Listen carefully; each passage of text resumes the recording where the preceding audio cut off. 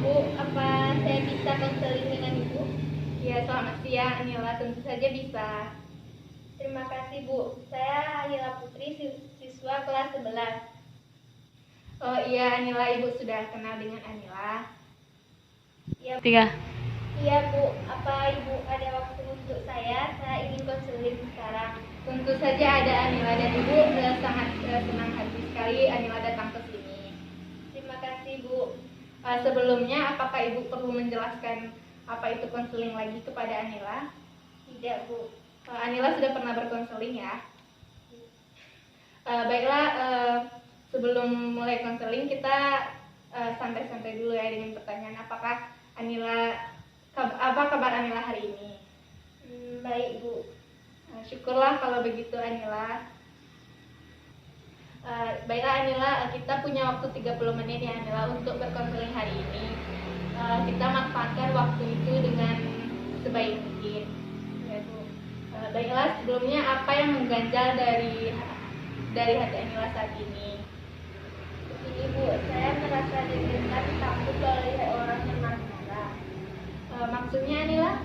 Jadi begini Bu, misalnya di kelas ada teman yang dimarahi oleh guru. Saya langsung ketakutan dan deg-degan gitu Bu. Coba Anila ceritakan pada Ibu sejak kapan itu terjadi dan bagaimana bisa itu terjadi.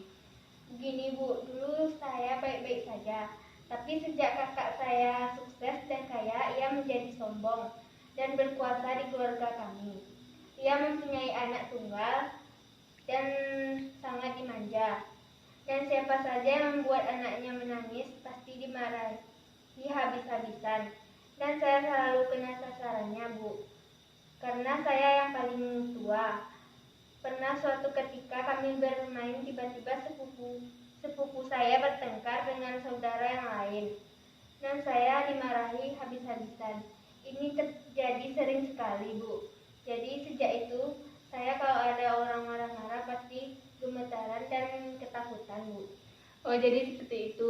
Ibu memahami perasaan Anila, berarti Anila sangat tertekan dengan keadaan ini ya? Iya Bu. Baiklah kalau begitu. Jadi Anila sekarang sedang mengalami trauma akibat kakak Anila yang sering memarahi Anila. Bagaimana Anila? Ya begitu ya Bu. Anila sudah menyadari dan merasakan bahwa Anila saat ini sedang mengalami masalah trauma. Ya Bu, dan saya ingin sekali menyelesaikan masalah ini. Bagus Anila, ini adalah sebuah kemajuan yang sangat saya inginkan dari Anila. Oleh karena itu, saat ini sangat tepat bila kita mendiskusikan tujuan yang ingin kita capai dalam konseling ini. Ya Bu, saya setuju. Baik, tujuan konseling kita ini adalah untuk meningkatkan kemampuan Anila dalam menurunkan ketakutan Anila akibat kakak Anila yang marah tadi atau ada orang-orang lain yang marah ya kan Anila. Maksudnya Ibu tuh hasil konseling kita ini berupa Anila mampu menurunkan ketegangan, ketakutan akibat trauma yang Anila rasakan. Itu ya Bu, lalu saya harus bagaimana Bu? Iya, sabar. Kita sudah berdiskusi tentang tujuan konseling kita ini sebagai harapan yang harus diwujudkan untuk bisa mewujudkan harapan Anila ya. Kita tuh di sini diperlukan teknik atau cara yang mudah yang akan Anda lakukan. Ibu ingin memilih berapa teknik atau cara yang harus Anda pelajari bersama Ibu. Teknik yang pertama yaitu adalah teknik relaksasi agar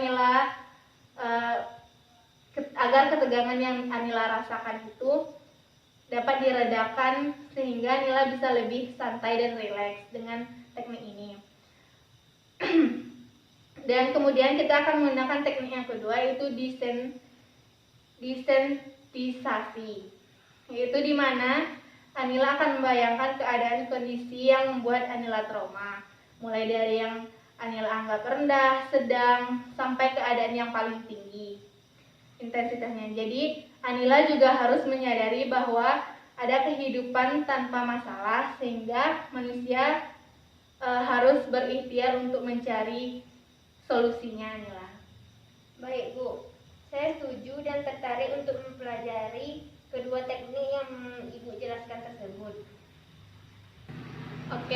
sekarang Anila ambil posisi duduk yang nyaman dan rileks ya, dan Anila kemudian tarik nafas perlahan dari hidung dan keluarkan perlahan lagi dari mulut. Lanjutkan hingga Anila benar-benar rileks. Bu, saya sudah merasa rileks, Bu. Baik, sekarang mari kita melakukan teknik yang kedua, yaitu pejamkan mata Anila dan tetap melakukan relaksasi. Sekarang Ibu akan menyebutkan keadaan atau situasi yang ringan hingga sedang hingga yang tingginya ya Anila. Jika Anila membayangkan dan Anila merasakan tidak sanggup atau tidak kuat lagi, angkat tangan Anila. Mengerti Anila? Ngerti. Oke, bagus sekali. Mari kita mulai. Anila tetap rileks. Sekarang pejam mata Anila. Bayangkan Anila sedang bermain dengan sepupu Anila atau keponakan Anila tadi di ruang keluarga Anila, dan kakak Anila ada di ruang itu juga. Bu, saya ngeri membayangkannya. Oke, Anila buka mata Anila. Oke, baguslah Anila. Sekarang kita mulai Anila. Sekarang Anila pejamkan matanya dan bayangkan sekarang Anila lagi bermain bersama saudara Anila dan keponakan Anila di ruang keluarga Anila, dan di situ juga ada kakak Anila. Kemudian keponakan Anila tadi bertengkar dengan saudara yang lainnya dan menangis. Lalu kakak Anila menghampiri kalian. Sekarang kakak Anila mulai berbicara dengan suara yang keras dan bayangkan raut wajahnya. Bu, saya ngeri membayangkannya. Oke, sekarang buka mata Anila. Tarik nafas Anila dari hidung dan perlahan keluarkan dari mulut hingga Anila benar-benar rileks lagi. Sudah, Bu. Apa yang Anila rasakan saat ini? Saya ngeri, Bu. Awalnya biasa saja, tapi ketika saya mulai membayangkan kakak saya berbicara dan membayangkan wajahnya, saya ngeri. Oke, Anila, kita sudah pada tahap yang sedang dan Anila sudah merasakan tidak sanggup. Kita harus melakukan ini lagi ketika Anila sudah siap dan melewati tahap akhir, yaitu tahap yang terberat. Bagaimana? Ya, Bu. Jadi ini harus dilatih lagi, Bu. Tentu kita akan mempraktikannya lagi. Baik, Bu. Bagaimana sekarang keadaan Anila? Saya sedikit lebih baik, Bu, karena sudah menceritakan apa yang saya rasakan. Kapan saya bisa datang lagi, Bu? Baguslah kalau begitu Anila. Ibu selalu ada di ruangan ini kapan saja Anila tidak sedang ada kegiatan belajar. Bagaimana? Baik, Bu. Terima kasih. Saya permisi dulu. Sepertinya sudah masuk jam pelajaran. Iya Anila, saya senang Anila sudah mau berbagi dengan Ibu, dan atas kedatangan Anila ke sini Ibu sangat senang sekali. Baik, Bu. Saya permisi dulu. Selamat siang, Bu. Selamat siang Anila.